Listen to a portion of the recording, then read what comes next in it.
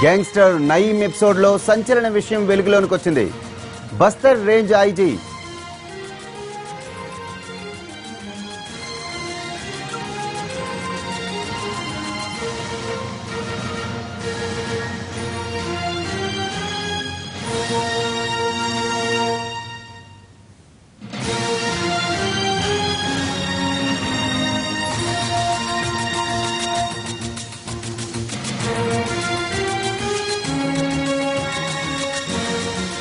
Gangster Nayeem episode లో సంచలన విషయం వెలుగులోకి వచ్చింది.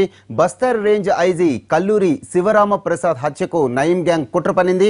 నయీంతో కలిసి ఐజీ మావోయిస్టులు దీనికి కోసం ఒక డీల్ కూడా కుదుర్చుకున్నారు. కల్లూరిని చంపేందుకు సుపారీ కిల్లర్స్ ను కూడా ఏర్పాటు చేసుకున్నారు. ఐజీ హత్య కుట్రకు సంబంధించిన కీలక లేఖను ఎన్టీవీ సంపాదించింది. నయీంకు ఛత్తీస్గఢ్ తో లింకులను గురించి బస్తర్ రేంజ్ ఐజీ శివరాం ప్రసాద్ గారిని అడిగి తెలుసుకుందాం. నమస్తే శివరాం ప్రసాద్ గారు. నమస్కారం అండి. నయీంకు ఛత్తీస్గఢ్ తో ఎలాంటి లింకులు ఉన్నాయండి? అంటే యాక్చువల్ గా మేము నయీం గురించి నయీం ఎన్కౌంటర్ తర్వాతే బస్తర్ పోలీస్ ఎంక్వైరీ చేయడం మొదలుపెట్టింది. కాకపోతే నయీం ఇక్కడ మూమెంట్స్, అతనికి ఉంది బేసెస్, వెహికల్స్ ఇవన్నీ ఉన్నాయన్నమాట. ఇప్పుడు మా ఎంక్వైరీలో తెలిసింది ఏంటంటే నయీం కొంతమందితో కాంటాక్ట్ లోకి వచ్చాడు, కానీ బస్తర్ కల్లూరిని కి తెలియకూడదు అనే అన్ని విషయాలు మాట్లాడేవాడంట. సో మాకు అది సస్పిషన్ గా ఉండేది ముందు నుండే. తర్వాత ఈ నిన్న మా దంతెవాడ జిల్లాలో డబ్బాకున్న విలేజెస్ లో ఒక ఎన్కౌంటర్ జరిగింది. అందులో నుండి ఒక లెటర్ రికవర్ చేశాను. అంటే ఆ లెటర్ లో మార్చ్ కి దగ్గరలో ఒక నక్సలైట్ కమాండర్ ఇంకొక నక్సలైట్ కమాండర్ కి అదే ఐజీ బస్తర్ ని చంపాలి, దానికి బయట నుండి గ్యాంగ్స్ పిలవటం, ఏదో చందా ఇకట్టా చేయటం, ఆ గ్యాంగ్ వాళ్ళు పోలీసులకి సరెండర్ అయ్యి మళ్ళీ నక్సలైట్లని ఏడిపించటం అని చాలా ఆస్పెక్ట్స్ వచ్చినాయి. అందుకని మేము ఆ లెటర్ ని మా స్టేట్ ఇంటెలిజెన్స్ ఏజెన్సీస్ కి, సెంట్రల్ ఇంటెలిజెన్స్ ఏజెన్సీస్ కి పంపించాము. వాళ్ళందరూ దాన్ని థరోగా ఎంక్వైరీ చేసి ముందు ఎలా చర్య తీసుకోవాలనే దాని గురించి ఆలోచిస్తున్నారు.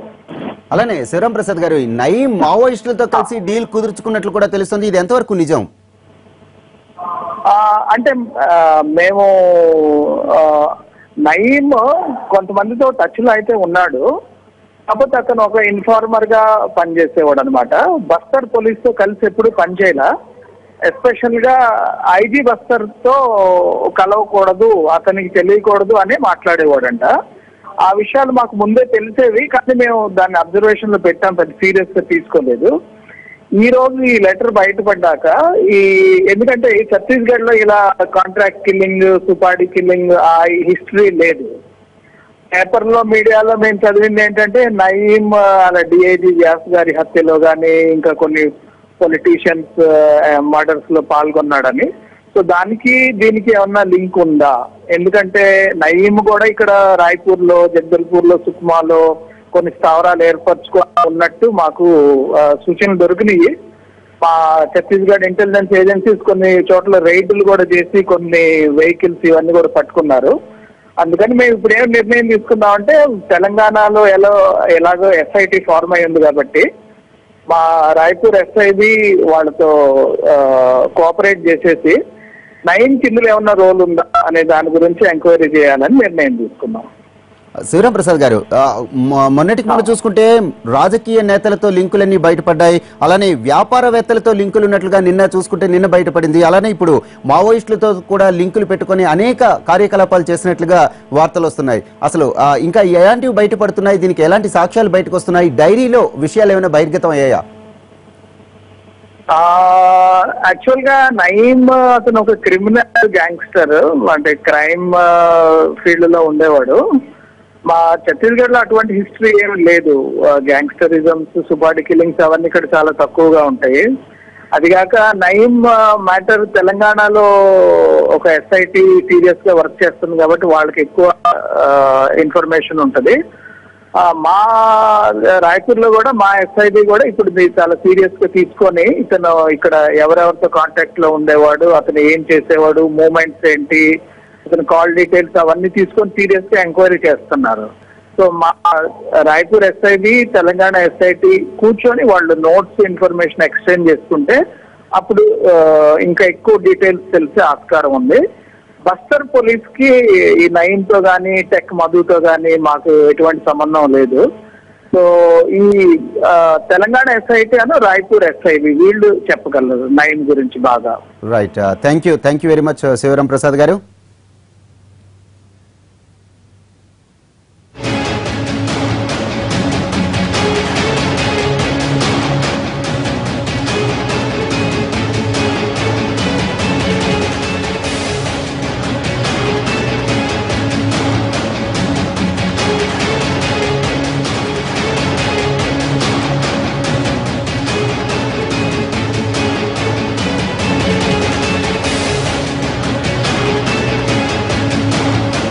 ఇదే విషయానికి సంబంధించిన మరిన్ని వివరాలు మా ప్రతినిధి రమేష్ వైట్లని అడిగి తెలుసుకుందాం.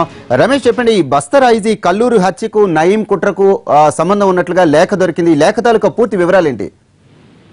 నిన్న దర్బా ప్రాంతంలో ఒక ఎన్కౌంటర్ జరిగింది. మొత్తం 9 మంది మావోయిస్టులని సిఆర్పిఎఫ్ దళాలు, కోబ్రా దళాలు కలిసి మట్టు పెట్టడం జరిగింది. దీనికి సంబంధించి అక్కడ సంఘటన స్థలంలో అక్కడ సిఆర్పిఎఫ్ దళాలకు కావచ్చు, కోబ్రా దళాలకు దొరికిన పెద్ద మొత్తంలో మావోయిస్టులు ఉపయోగించిన సామాగ్రితో పాటుగా 30 పైగా కిడ్ బ్యాగ్స్ లభ్యం కావడం జరిగింది.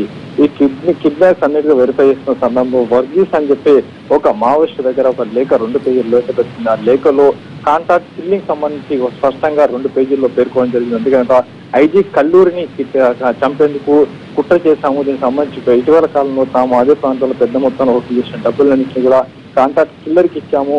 ఈ కాంటాక్ట్ కిల్లర్ కూడా గతంలో మన పార్టీలో అంటే మావోయిస్ట్ పార్టీలో పనిచేసి లొంగిపోయిన కాంటాక్ట్ కిల్లర్, అంతేకాకుండా పోలీసులు కావచ్చు ఇప్పుడు వాళ్ళ ప్రభుత్వానికి పూర్తిగా వ్యతిరేకంగా పనిచేస్తున్నాడు, అతనికి మనం కాంటాక్ట్ కిల్లింగ్ ఇచ్చామని చెప్పి మావోయిస్టు ఆ 2 పేజీల లేఖలో పేర్కోవడం జరిగింది. దీనికి సంబంధించి పూర్తిగా ఈ లేఖను అనలైజ్ చేసినప్పుడు అటు గత కొంతకాలంగా జరుగుతున్న పరిణామాల మీద పూర్తిగా IG range Bastar CRPF Bastar range గా ఉన్న కల్లూరి దీనికి సంబంధించి పూర్తిగా వెరిఫై చేసినప్పుడు ఐజీ కల్లూరిని చంపేందుకు పూర్తి స్థాయిలో ఇటు నయీం దళాలతోటి కుట్ర చేసినట్టుగా మావోయిస్టు కుట్ర చేసినట్టుగా కొంచెం బయటపడింది. దీనికి సంబంధించి ఇటీవల కాలంలో అక్కడ సంబంధిత ఏరియాలో రాయపూర్ కావచ్చు, ఛత్తీస్గఢ్, సుక్మా, దర్బా ఇటు తదితర ప్రాంతాల్లో నయీం పెద్ద ఎత్తున సంచారం చేస్తూ అక్కడ ఆస్తులను కూడా కూడబెట్టడం జరిగింది. అంతేకాకుండా అక్కడ స్థానికంగా ఉన్న పోలీసు అధికారులతో సంబంధాలు కూడా ఉన్నాయి. అయితే ఐజీ కల్లూరిని కనుక మట్టు పెట్టిన పక్షంలో అక్కడ పూర్తిగా సిఆర్పిఎఫ్ దళాలు కావచ్చు, మిగతా వారు కూడా ఎవరు కూడా ఆ ఛత్తీస్గఢ్ కావచ్చు, సుక్మా ప్రాంతాలు కావచ్చు, బస్తర్ ఏరియాలో కూడా ఏ అధికారి కూడా ముందుకు రాడు.